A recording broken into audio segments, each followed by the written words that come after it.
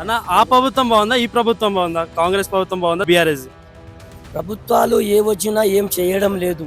ఇప్పుడు ఏమున్నదంటే ఫస్ట్ వచ్చింది తెలుగుదేశం, కాంగ్రెస్, టిఆర్ఎస్ ఇవన్నీ వచ్చినాయి కానీ వేస్ట్. ఇప్పుడు ఒకసారి ఛాన్స్ ఇవ్వాలి తెలంగాణలో బీజేపీ వస్తేనే మళ్ళీ ప్రభుత్వాలు ఏమైనా మారొచ్చని అవకాశం.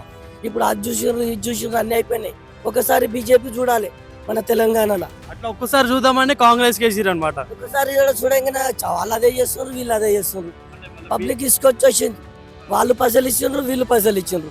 ప్రతి నాయకుడు పైసలే ఇస్తారు. పైసలు ఏంది ఏ నాయకుడు గెలవడు. బీఆర్ఎస్ ప్రభుత్వం కూడా బాగాలేదంట.